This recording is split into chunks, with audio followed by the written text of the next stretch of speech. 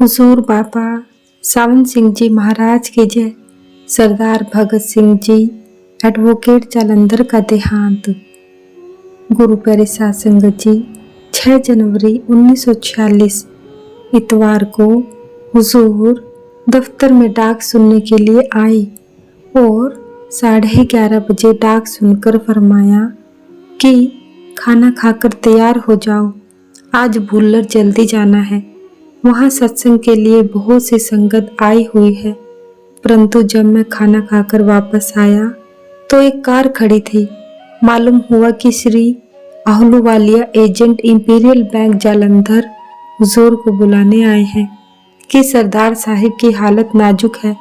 चुनांचे हुजूर ने 12 बजे के करीब एक कार में सरदार गोकुल सिंह व गुलाब सिंह को सवार कराकर भुल्लर को रवाना कर दिया कि जाकर उनको सत्संग सुनाओ, और खुद जालंधर चल दिए।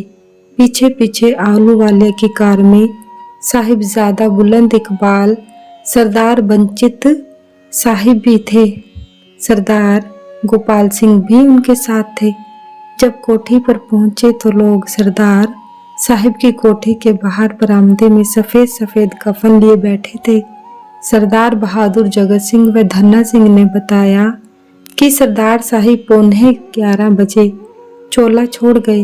रास्ते में हुजूर ने मुझे बताया कि उनको कल जाना था, आज चले गए। सरदार साहिब का शरीर उनके अंदर के कमरे में, जो दफ्तर के साथ ही है, रखा था। ऐसा मालूम होता था कि सोए हुए हैं, चारपाई पर पड़े हुए हैं, ऊपर कंबल दिया हुआ।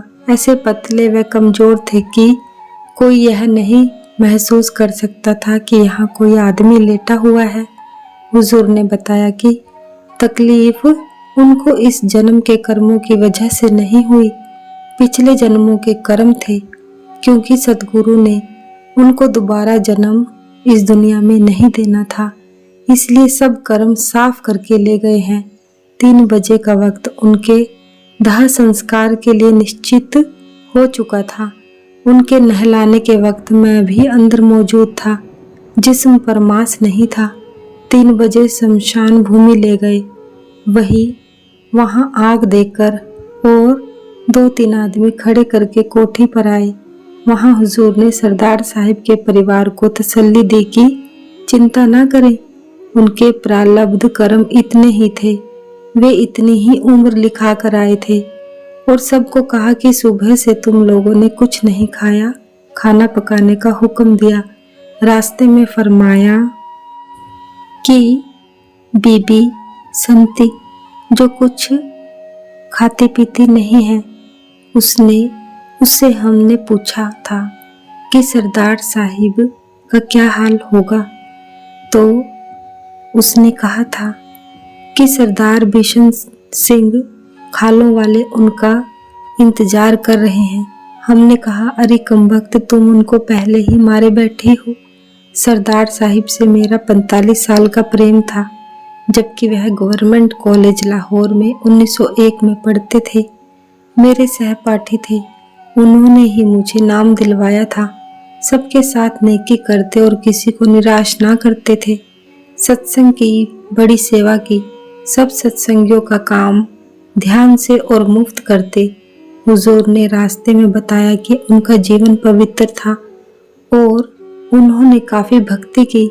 जिस पर गुरु खुश हो, उससे ज्यादा भाग्यशाली कौन है। शेख सादी ने कहा है, कसदर जिंदगी कदरे चुना दोस्त, नदानद कस चुनी कदर श नदानद। अर्थात जो ऐसे दोस्त के जीवन में कदर नहीं करता, उसकी कोई कदर नहीं करता। अर्थात यही मेरा हाल है। जिंदगी में तो उनकी कदर न की, अब उनके जाने के बाद कदर व कीमत मालूम होती है। और हुजूर भी उनकी जुदाई को महसूस करते हैं। पिछले 2 साल में सत्संग की 4 बड़ी बड़ी हस्तियां इस दुनिया से चली बसी। सरदार जोत सिंह रावलपिंडी वाले, लाला हरनारायण राय साहब, भाई बिशन दासपुरी और सरदार भगत सिंह। आजकल हुजूर एक भी दिन डेरे में आराम से नहीं रहते। पिछले 2-2.5 महीने से लगातार सख्त मेहनत व सफ़र सहन कर रहे हैं। सोमवार 7 जनवरी को दिन के 10 बजे रवाना हुए और सीधे तरन तारन गए। सत्संग घर में उतरते ही कोई आराम नहीं किया। सत्संग 11 बजे शुरू कर दिया। सत्संग देकर सिर्फ 15-20 मिनट ठहरे होंगे कि डेरे को वापस चल पड़े।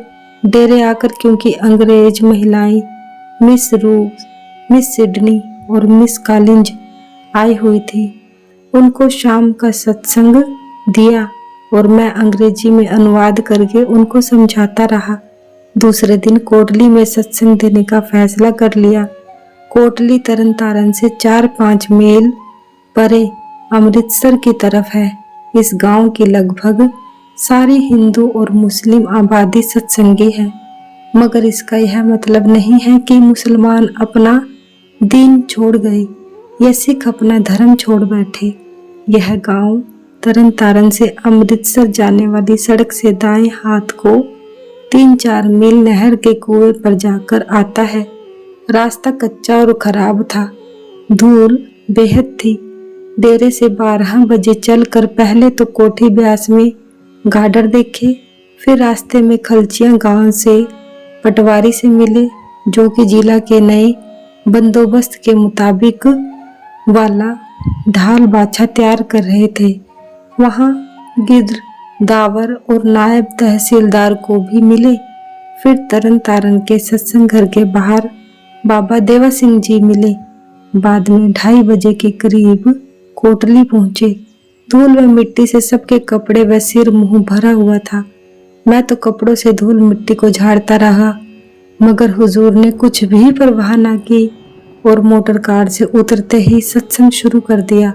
सत्संग में हुजूर ने सूरत देखना भूल गवारा लिया। फिर वहां से चलकर सीधे अमृतसर पहुंचे और वहां शाम को सत्संग हुआ, परंतु धूल व मिट्टी के कारण हुजूर को रात गले में तकलीफ हो गई। सुबह को फिर 9 बजे सत्संग शुरू किया। सतगुरु महाराज की जय। सतगुरु तेरा ही आसरा, सच्चे पातशाह तेरा शुक्र है। जय गुरुदेव।